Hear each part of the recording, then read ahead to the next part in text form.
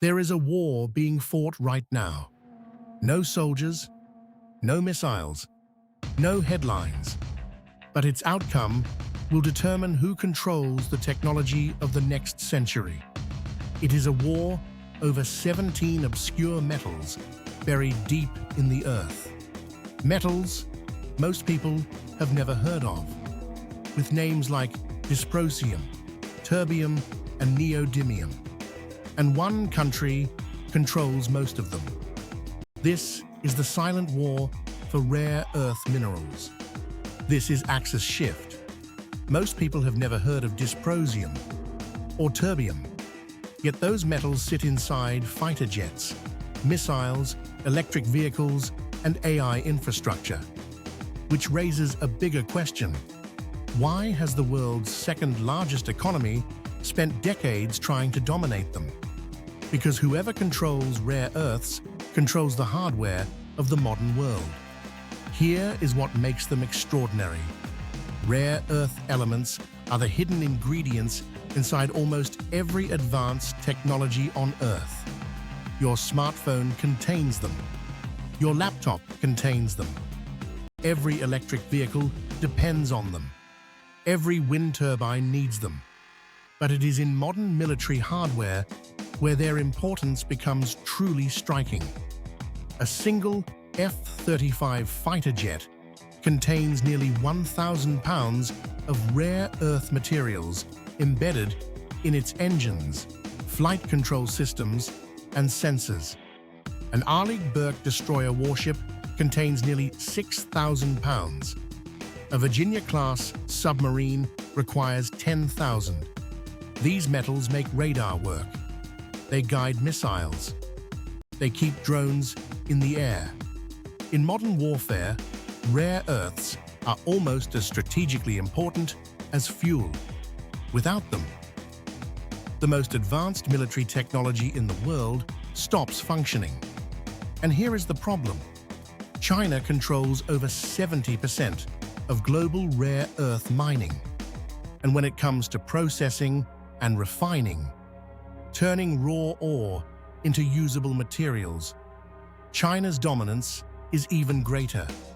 The rest of the world mines some rare earths, but it largely sends them to China to be processed, which means even countries that produce rare earths are still dependent on Beijing.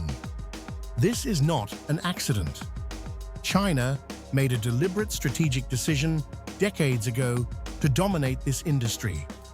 While Western nations focused elsewhere, China invested heavily in mining, refining, and production. By the time the world realized what had happened, China had built a near monopoly on one of the most critical supply chains on Earth. And then it showed the world exactly how it intended to use that power. China has repeatedly demonstrated its willingness to use rare earth exports as geopolitical leverage. Last year, as trade tensions escalated, China threatened to cut off rare earth exports entirely. The response from global manufacturers was immediate panic. Key industries, including electric vehicles and defense, warned they could run out of essential components within weeks. And every time export restrictions are discussed, governments and manufacturers around the world pay attention. Because there are few immediate alternatives, the world's largest economy did not call the bluff. It negotiated. That is the scale of leverage we are talking about. And it is growing.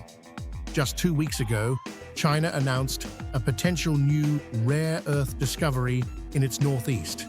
Formations that, if commercially viable, could further lower production costs and push Western competitors out of the market entirely.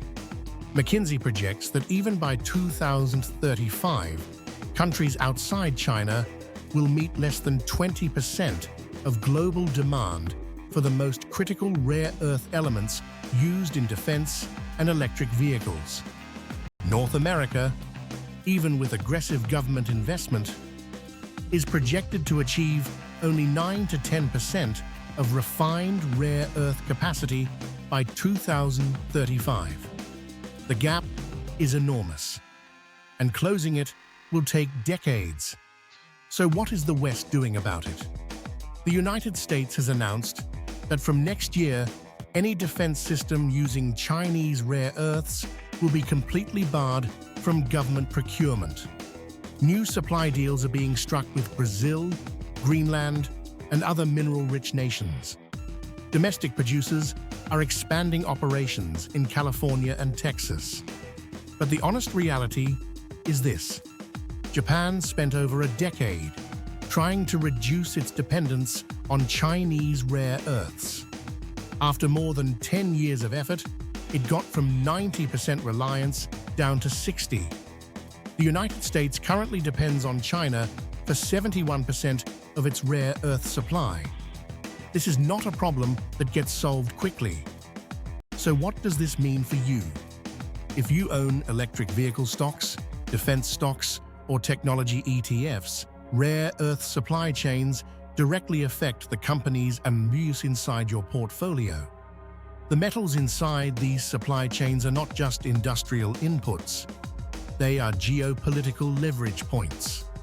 And as competition between the world's major powers intensifies, rare earths will increasingly be used as weapons in a war that never makes the front page. The silent war is already being fought over mines, over processing plants, over 17 metals most people cannot name. But the outcome of that war will shape the technology you use, the products you buy, and the balance of global power for decades to come. Subscribe to AxisShift, because the world is turning, and you should know which way.